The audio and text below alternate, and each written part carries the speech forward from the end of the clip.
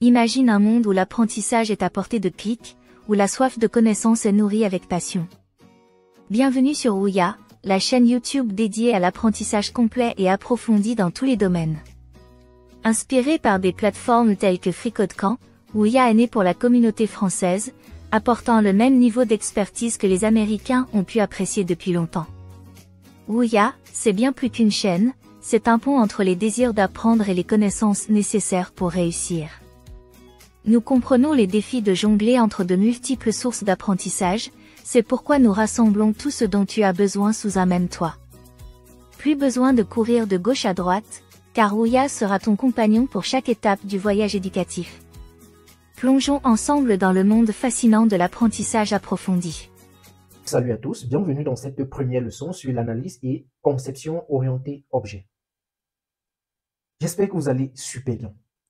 Si tu es nouveau sur la chaîne, je me présente rapidement. Moi, c'est Donald, jeune ingénieur de formation, principalement intéressé par les domaines tels que le software engineering, l'analyse de données et le machine learning. Donc, si l'un de ces domaines t'intéresse, déjà, je t'invite à faire deux choses. La première chose, c'est de t'abonner pour rejoindre la communauté. La deuxième, c'est d'activer la cloche de notification pour être notifié chaque fois que je publie un nouveau tutoriel. Vous êtes développeur ou si vous êtes ingénieur et que vous ne voulez pas rester développeur ou ingénieur lambda, vraiment vous marquer dans des entreprises, vraiment participer à la conception d'un projet, d'un logiciel, alors il est obligatoire, il est primordial pour vous de maîtriser l'analyse et la conception orientée objet.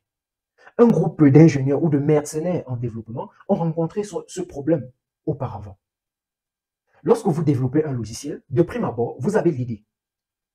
Maintenant, vous voulez concevoir le logiciel. Vous pouvez débuter directement par l'écriture du code, après avoir compris le problème que vous voulez résoudre. Mais quand le logiciel devient complexe, ou quand la charge de travail devient énorme, vous faites appel à d'autres ingénieurs ou d'autres développeurs. Et là, quand ils arrivent, il n'y a pas d'analyse et de conception faite. Il y a juste de l'implémentation, c'est-à-dire du code. Il va donc falloir les expliquer, votre code, ce que vous avez fait. Et cela prend énormément de temps quand c'est un logiciel complexe. Pour cela, en 1997, on a donc standardisé le UML, le Unified Modeling Language. C'est un langage de modélisation des composants d'un logiciel qui présente non seulement les relations entre les différents composants du logiciel, mais aussi le comportement de chaque objet dans le système. Cela dit, c'est quoi donc le UML ou le Unified Modeling Language? C'est un langage de modélisation unifié qui offre une norme pour la modélisation logicielle. Il permet de visualiser un projet, bien sûr, de spécifier, de construire et de documenter les artefacts ou les parties d'un système. Alors, en résumé, quand on a un projet qu'on veut développer, on analyse, on va faire un brainstorming. Après cela, il va falloir donc mettre sur pied des diagrammes qui permettent de visualiser le système en fait.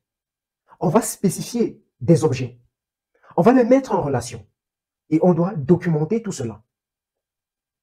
Cela permet que si un nouveau développeur rejoint le projet, ou si vous avez des problèmes de conception, il faut revenir donc sur le UML, sur l'analyse et la modélisation.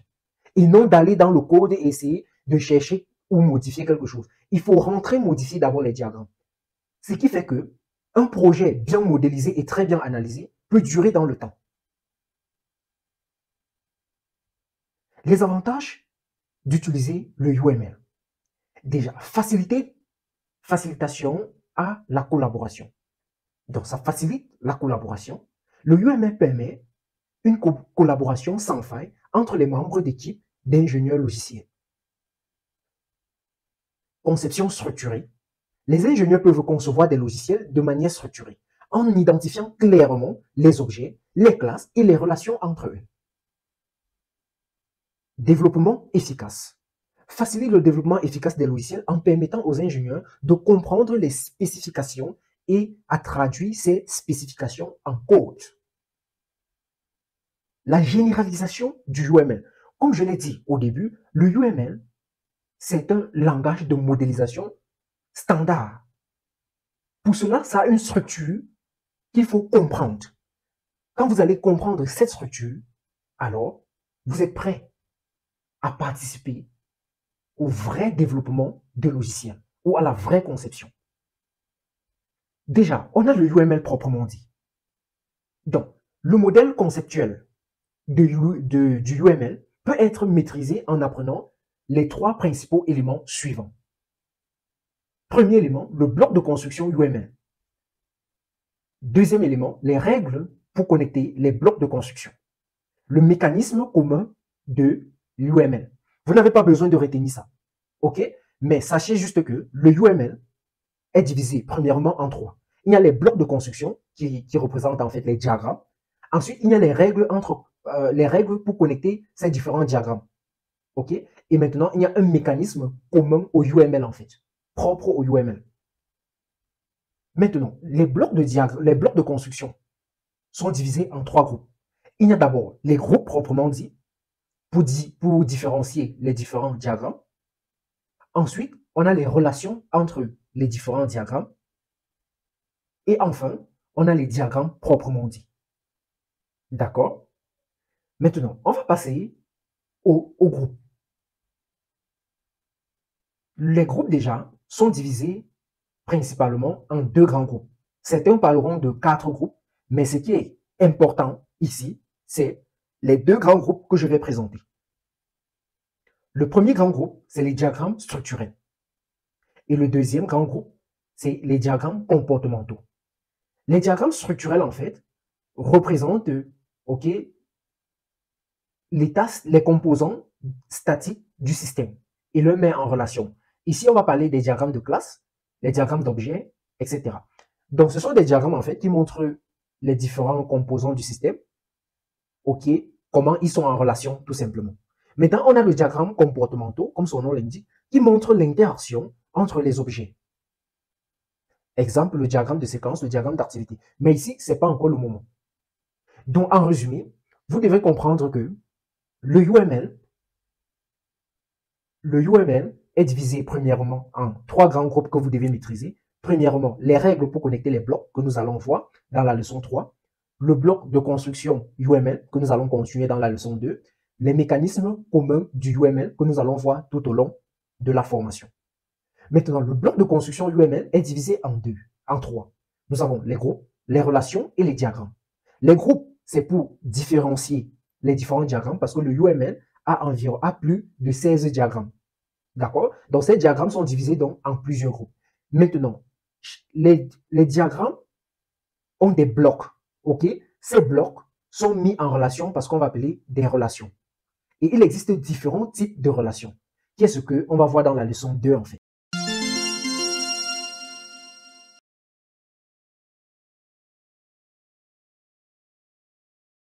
Salut à tous, bienvenue dans cette nouvelle leçon sur l'analyse et la conception orientée objet. Dans cette leçon, nous allons voir les relations. Dans la leçon précédente, nous avons introduit le UML, le Unified Modeling Language, qui est un langage de modélisation orienté objet. Nous avons vu que pour maîtriser le UML, il fallait principalement maîtriser les règles de connexion de blocs, maîtriser les blocs de construction et maîtriser les mécanismes communs au UML. Nous avons vu que les blocs de construction sont composés des groupes, dont les diagrammes sont divisés en plusieurs groupes, les groupes structurels et les groupes comportementaux. Nous avons vu qu'ils comportent également les groupes et les relations qui les permettent de relier les différents blocs. Dans ce tutoriel, nous allons donc voir les relations. Je veux dire que c'est quelque chose d'important que vous devez maîtriser. C'est quoi donc les relations?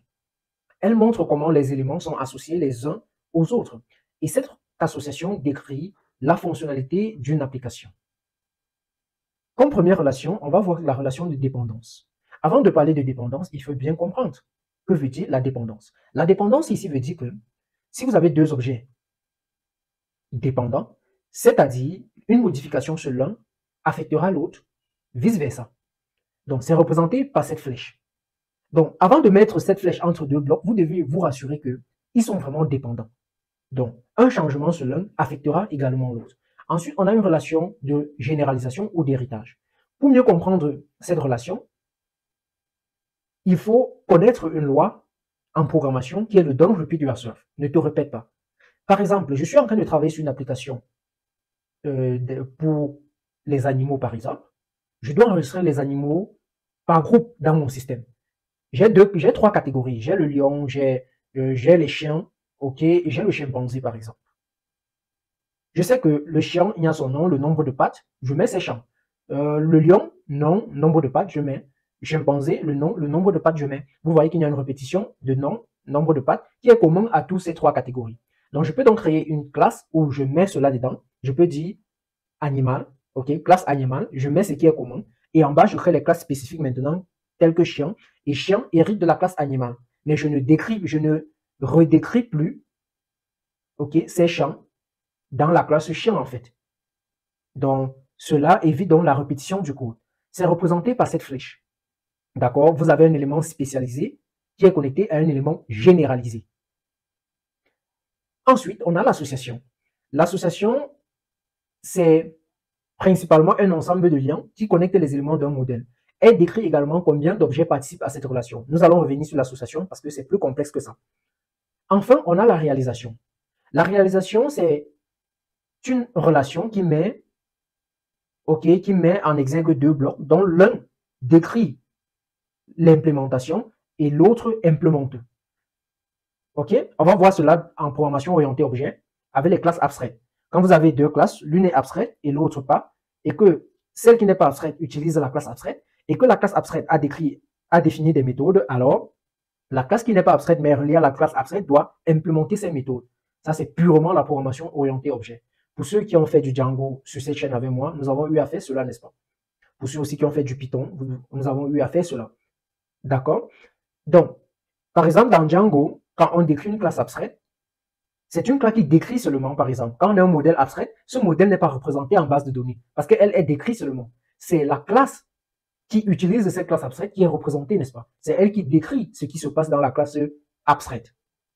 C'est elle qui implémente ce qui a été décrit dans la classe abstraite. Donc, si vous voulez maîtriser, par exemple, le framework Django, j'ai fait une formation de plus de 40 heures sur ce framework. Je peux dire que sans aucune prétention que c'est l'une des meilleures formations sur le framework Django. Donc, prenez cette formation si vous désirez être développeur Django professionnel. Le lien se trouve en description. Donc, la réalisation est représentée par ce symbole. Maintenant, nous allons aller sur l'association. L'association. Comme nous avons dit précédemment, elle décrit également combien d'objets participent à cette relation. Cette dernière phrase est importante. Nous allons voir qu'il y a plusieurs types d'associations. Association unidirectionnelle.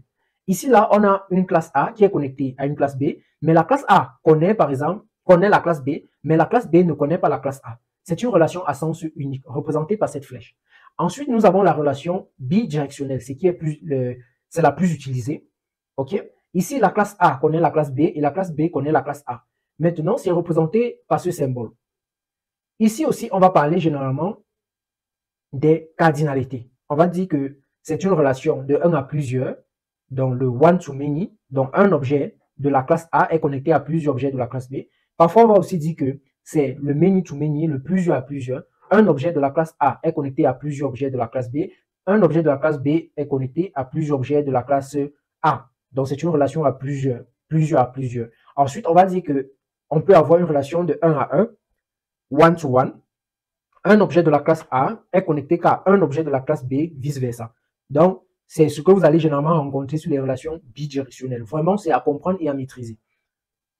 Nous avons ensuite les agrégations. On va dire que ce sont des relations faiblement liées. Donc, les éléments, les blocs peuvent exister indépendamment. OK?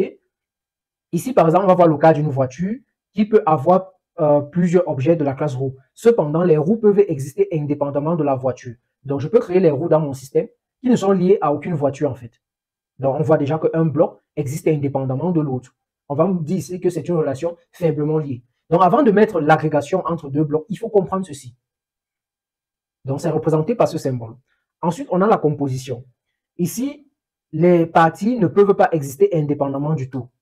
Par exemple, si vous avez une classe maison avec les objets chambres, les chambres ne peuvent pas exister sans la maison. C'est une relation forte tout partie. D'accord? Donc, on voit que les chambres ne peuvent pas exister s'il n'y a pas la maison. Mais avec l'agrégation, on a vu que les roues pouvaient exister sans la voiture. Vous comprenez la différence, quoi? Donc, c'est représenté par ce symbole. Là, voici par exemple un exemple. On a la table driver, d'accord? on a la table véhicule et on a la table engin. On voit ici que l'engin ne peut pas exister sans le véhicule. Donc, le engine, le moteur ne peut pas exister sans le véhicule, mais le chauffeur peut par contre. D'accord? Donc, c'est ça la différence entre la composition et l'agrégation. Maintenant, cela dépend du système que vous êtes en train de faire. Ça dépend vraiment du système que vous êtes en train de faire. Par exemple, ici, on a dit par exemple qu'il y a composition entre moteur et véhicule. Mais dans votre système, ça peut être une agrégation. Donc, ça dépend vraiment du problème que vous résolvez. Peut-être dans le problème que je résous, il faut que un engine, donc un moteur n'existe pas séparément des véhicules. On comprend un peu, n'est-ce pas? Mais dans votre système, ça peut être le contraire. Donc, il faut jamais dire que non, j'avais vu dans le diagramme de tel ingénieur, il a fait comme ça, ou bien de tel développeur a fait comme ça. C'est ce que je comprends souvent. C'est parce que ça, c'est une mauvaise compréhension, en fait, du UML. OK, ça dépend du problème qu'on résout. D'accord?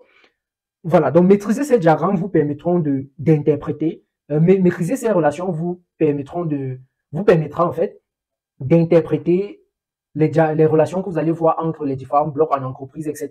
Et vous pouvez critiquer, par exemple, le travail d'un développeur, ok, parce que quand vous avez compris la conception, maintenant, si un développeur, par exemple, est en train d'implémenter la relation engine-véhicule et que vous remarquez qu'il n'a pas respecté ce que la relation en grain dit, là, vous pouvez dire que non. Ici, dans le diagramme, on dit que c'est de l'héritage, mais vous n'avez pas fait de l'héritage, etc.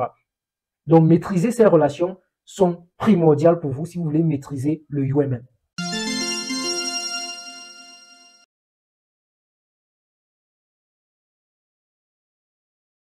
Salut à tous, bienvenue dans cette nouvelle leçon, la leçon 3 sur l'analyse et la conception orientée objet. J'espère que vous allez super bien.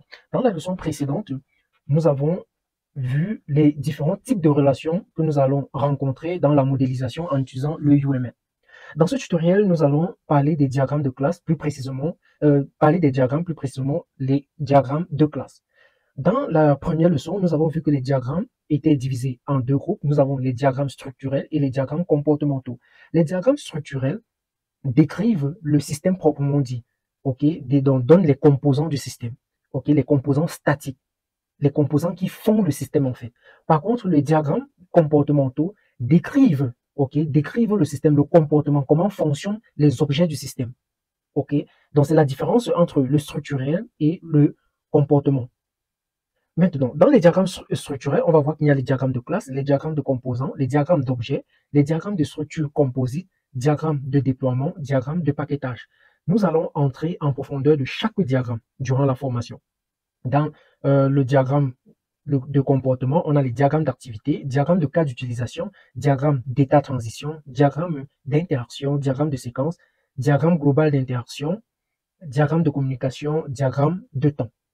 Dans ce tutoriel, nous allons nous focaliser sur le diagramme structurel, plus précisément le diagramme de classe. Donc, c'est quoi déjà le diagramme de classe? Les diagrammes de classe sont l'un des types de diagrammes UML les plus utilisés car ils décrivent clairement la structure d'un système particulier en modélisant ses classes, ses attributs, ses opérations et les relations entre ces objets. Cela fait une définition plus très théorique, mais en gros, en fait, quand on parle de classe, c'est le moule. Ok, c'est le moule qui permet d'intensifier les objets. Là, nous sommes en programmation orientée objet, n'est-ce pas? Donc, vous avez par exemple le moule qu'on fait les parpaings. Ok, c'est ça la classe, mais qui permet d'intensifier donc les parpaings. Ça veut dire de les créer. Et quand on parle d'une classe, on va voir que les objets de cette classe ont les mêmes caractéristiques. Ils ont les mêmes attributs, tels que, par exemple, si on dit classe de terminale, on sait que les élèves de classe de terminale ont, par exemple, un nom, un prénom, tel. Il y a des attributs communs, il y a des attributs particuliers. Ok, particulier. Donc, en gros, c'est un peu ça, une classe, en fait. Et généralement, vous auriez vu des trucs un peu comme ceci.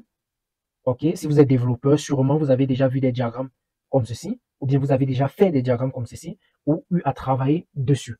Généralement, voilà ce qu'on appelle un diagramme de classe, une modélisation UML des classes. Les classes représentent généralement, le moule pour intensifier les objets. Maintenant, une des questions qui vient généralement quand on parle de diagramme de classe est: Donald, comment on fait pour connaître que ceci doit être une classe dans mon système? Et quand vous ratez cette partie de votre système, soyez-en sûr que le logiciel ne sera pas très bon ou ne va pas survivre avec le temps. Ok? Donc, à tout moment, votre logiciel pourra être cassé. Donc, il faut donc bien maîtriser l'analyse et la conception orientée objet. Parce que généralement, quand les étudiants sont en classe et qu'on fait ce cours, généralement, on va dire que c'est ennuyeux, ok, c'est boring. Voilà, on s'attend à ce qu'on programme, qu'on écrive du code. Mais voici vraiment où voici vraiment où le travail se trouve en fait. Quand on développe un système, il faut modéliser. Et tout commence à partir de ce diagramme, le diagramme de classe qui est très important. Voilà. Maintenant, voici une classe. OK, quelles sont les parties d'une classe? C'est ce qu'il faut déjà connaître. On a le nom de la classe. OK, par exemple, ici, on a dog pour chien, par exemple. On a le nom de la classe, puis nous avons les attributs de la classe. Par exemple, ici, nous avons la couleur, 2 points string, la taille, un float, la longueur, un float, la largeur, un float. Donc, on voit ici que on a le nom de l'attribut et son type. Donc, on met 2 points, nom de l'attribut et son type. Ensuite, on a les méthodes ou opérations, OK, des objets. Donc, par exemple, ici, on a get couleur qui renvoie à la couleur. Donc, c'est une méthode. On a get taille qui renvoie à la taille, get largeur qui renvoie à la largeur, get âge. On peut aussi avoir les sets, OK, comme méthode. D'accord? Maintenant, vous allez remarquer que nous avons des plus là et des moins devant ces noms-là. OK? Là, en fait, ce sont les modificateurs d'accès ou les indicateurs de visibilité. OK? Donc, le plus signifie que c'est public. Tout le monde peut avoir accès. On a le privé, donc protégé. Et ensuite, on a le protégé, on a le paquetage, dérivé et statique. Nous y reviendrons sur tout ça, mais vous devez connaître ça déjà. OK? Les parties d'une classe. Donc, c'est divisé en trois. Une classe est divisée en trois. Donc, premièrement, nous avons le nom de la classe. Ensuite, les attributs. Maintenant, sur les attributs, il faut préciser les indicateurs de visibilité et aussi préciser le type de l'attribut.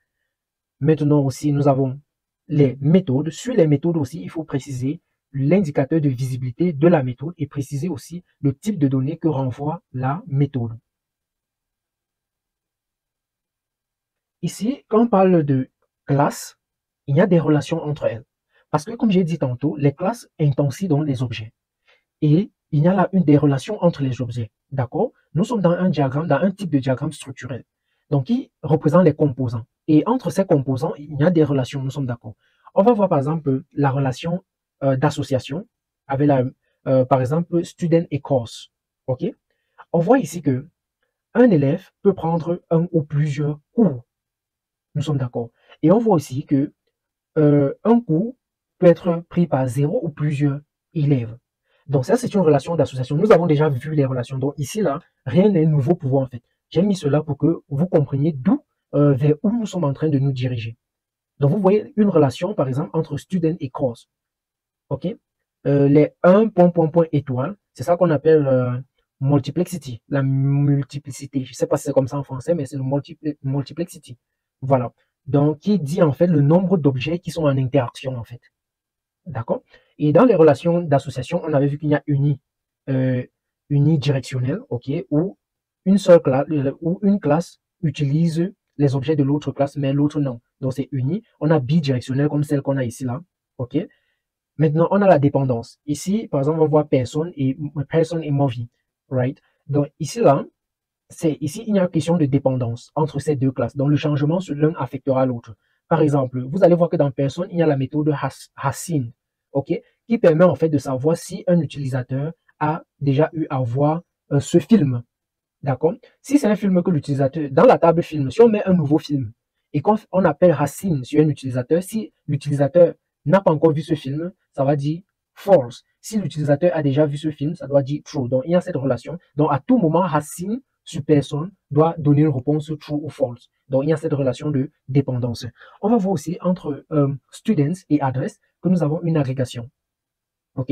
On va voir par exemple que adresse, student has address. OK?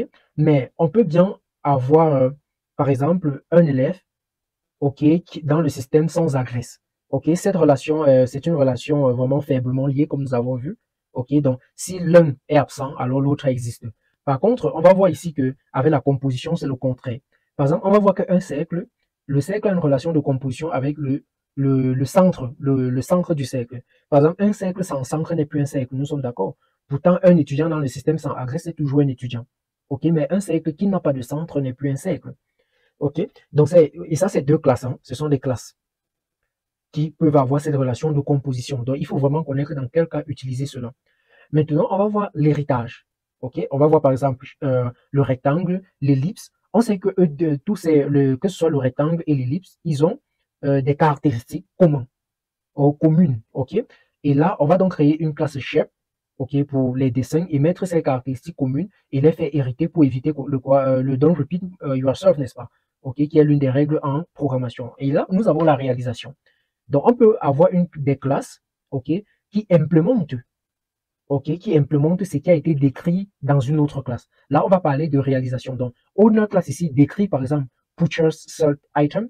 Euh, ici, on a aussi sold item. Donc, ça décrit juste ces méthodes, mais c'est personnes et compagnies qui implémentent ces méthodes. On va généralement voir ça dans les classes abstraites. Ok, pour ceux qui ont fait du Django sur cette chaîne, vous allez mieux comprendre ça. Aussi, pour ceux qui ont fait de la programmation orientée objet, vous allez mieux comprendre ça. Donc, ici, c'était juste un rappel parce que nous avons déjà parlé de toutes ces relations. Voilà, maintenant on va parler du multiplicity, la multiplicité. Voilà. Dans les relations d'association, ok, on peut avoir des multiplicités de 0 à plusieurs, comme la première là. Ok. Donc quand c'est juste étoile, ça veut dire que c'est 0 ou plusieurs. Maintenant, quand c'est 1 ou plusieurs, vous allez voir 1 point point étoile. Maintenant, 1 ou 40, vous allez voir 1 point point 40. Donc de 1 à 40, pas ou 40, de 1 à 40.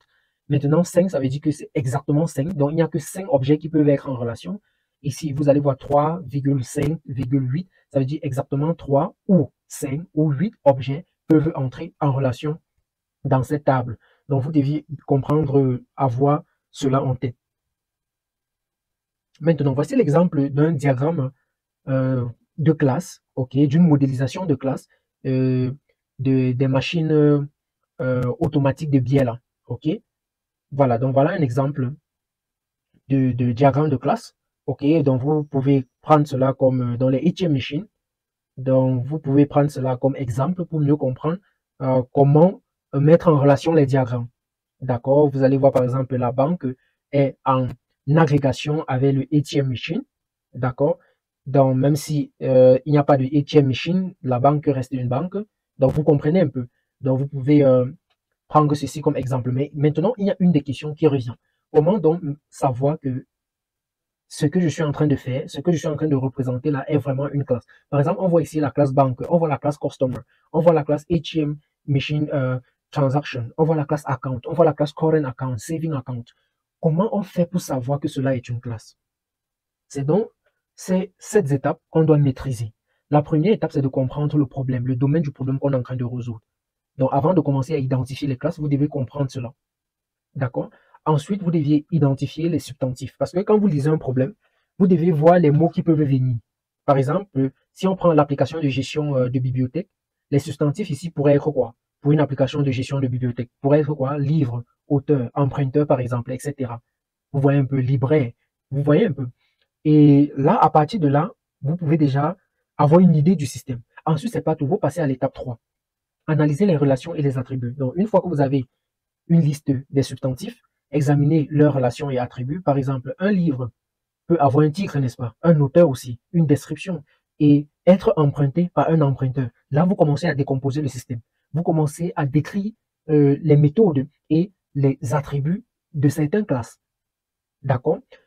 Ensuite, vous partez à l'étape 4, déterminer les classes proprement dites. Sur la base de l'analyse qu'on vient de faire, décider quelle entité mérite d'être une classe. OK? Donc, parce que nous avons vu qu'une classe doit avoir quoi? Déjà un nom, les attributs et des méthodes. Est-ce que ce que vous avez identifié là peut avoir ces trois grands groupes? Est-ce que ça a un nom? Est-ce que ça a les attributs? Est-ce que ça a une méthode? Est-ce que aussi ça peut changer? OK? Il faut aussi prendre ça en considération. Est-ce qu'on peut compter? D'accord? Est-ce qu'on peut compter? Parce qu'il ne faut pas avoir une classe qui stocke juste un objet. OK? Juste un objet et c'est tout. Ça peut arriver dans certains cas, mais c'est vraiment très rare. On ne peut pas simplement avoir une classe qui stocke un seul objet. Sinon, on va dire que c'est une variable, cet objet est une variable statique. Mais est-ce que cet objet change avec le temps? Oui.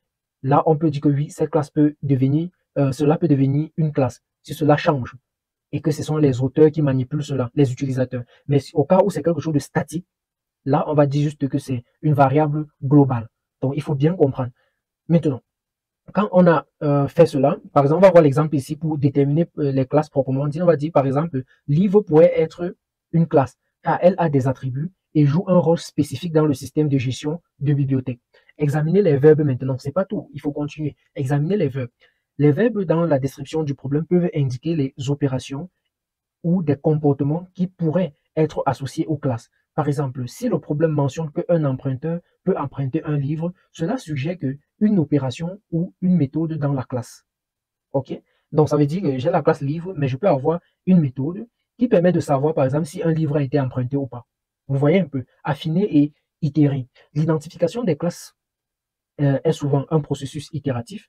Vous devez peut-être ajuster et affiner vos classes au fur et à mesure que vous développez une compréhension plus profonde du problème et ses exigences. Et c'est exactement ce qui se passe généralement en entreprise, n'est-ce pas? Au plus on analyse, plus on comprend mieux, plus on revient sur ce qu'on a déjà eu à faire. Donc, toujours remettre en question ce qu'on a fait. Est-ce qu'il ne manque pas quelque chose? Maintenant, la dernière étape, c'est d'utiliser le diagramme des cas d'utilisation que nous allons voir dans la prochaine leçon. Parce que avec ces diagrammes de cas d'utilisation qui montrent les interactions des différents auteurs, cela peut vous permettre de mieux comprendre le système et révéler des classes importantes. D'accord? Ce diagramme, nous allons voir ça, c'est un diagramme qui fait partie des diagrammes comportementaux. Donc, nous avons commencé avec les diagrammes structurés, nous y reviendrons. Maintenant, la dernière étape que je vais préciser ici, c'est de toujours, après avoir fait, de renvoyer votre modélisation à un autre développeur de l'entreprise, si vous êtes dans une entreprise, surtout un développeur expérimenté que vous, ou même moins expérimenté, pourquoi pas, pour qu'il puisse voir si ce que vous avez modélisé a un sens par rapport au problème, ou si vous avez oublié quelque chose. OK? Parce que généralement, c'est pas que vous ne comprenez pas, mais vous pouvez omettre quelque chose. D'accord? Donc, en gros, c'est ça les diagrammes de classe. Maintenant, vous devez prendre le temps de représenter, par exemple, un diagramme comme ceci, ok, comme le ATM Machine, pour vous assurer que vous comprenez vraiment cela avec les différentes relations. D'accord? Et cela va vous permettre d'être confiant. Parce que si vous modélisez 3 à 4 systèmes, alors vous allez commencer à être confiant, même si vous arrivez dans une entreprise et qu'on vous présente un diagramme comme ceci, vous allez être capable de comprendre ce qui se passe, ou bien vous allez être capable de poser des questions, ou bien d'apporter un plus à ce qui a été déjà fait.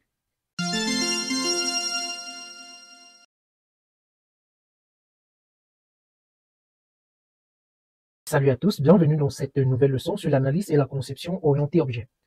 Dans cette leçon, on va parler des diagrammes de cas d'utilisation. Dans la leçon précédente, nous avons parlé des diagrammes de classe, qui étaient l'un des diagrammes les plus importants dans le groupe diagramme structurel. Donc, dans cette leçon, on va se concentrer sur le diagramme de cas d'utilisation, qui fait partie des diagrammes de comportement, comme nous avons vu dans le tutoriel précédent. C'est quoi donc l'objectif de ce diagramme?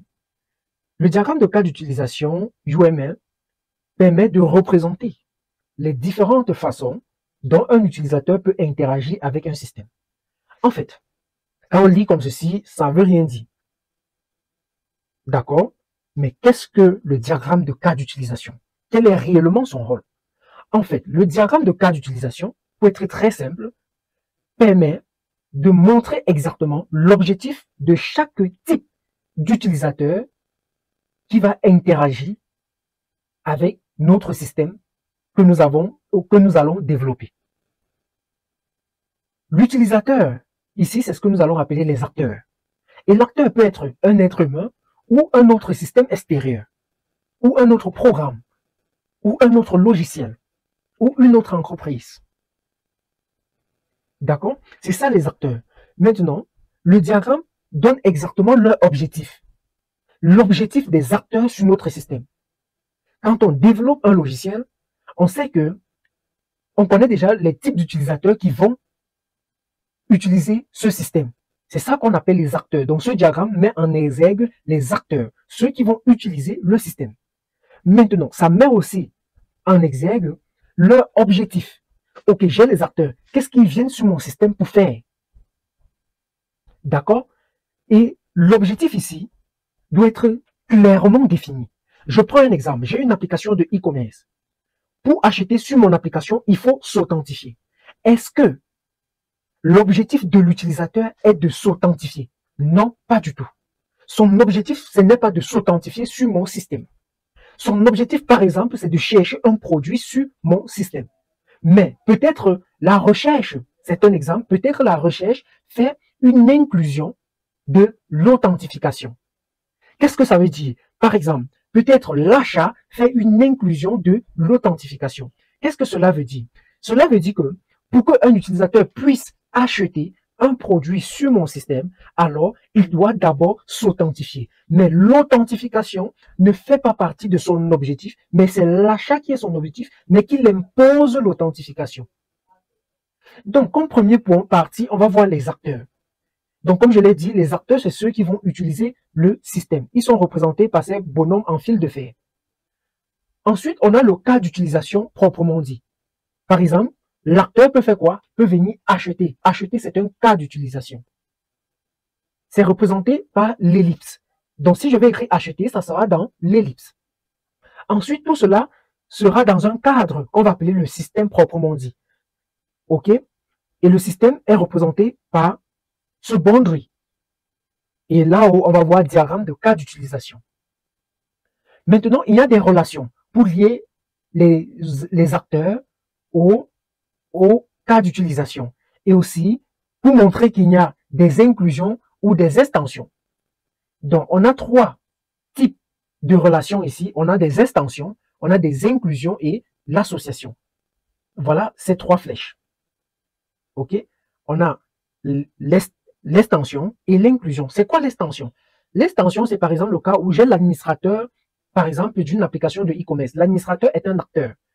Lui, son rôle, c'est de manager, par exemple, les produits ou bien manager les clients. Mais manager les clients fait des extensions.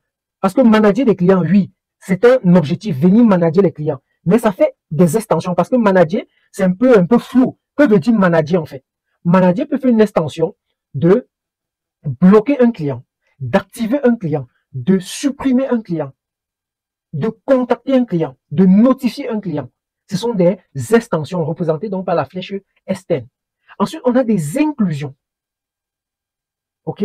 Les inclusions, comme je l'ai dit précédemment, c'est du genre, un client, par exemple, veut acheter un produit qui est un cas d'utilisation, mais on doit l'imposer un autre cas d'utilisation, celui de s'authentifier. Et avant, par exemple, de s'authentifier, on peut l'imposer d'avoir créé un compte, au cas où il ne l'a pas fait. Et maintenant, il y a l'association que vous connaissez déjà bien. Donc, on va voir un exemple avec ce diagramme de cas d'utilisation que j'ai fait pour une application de e-commerce.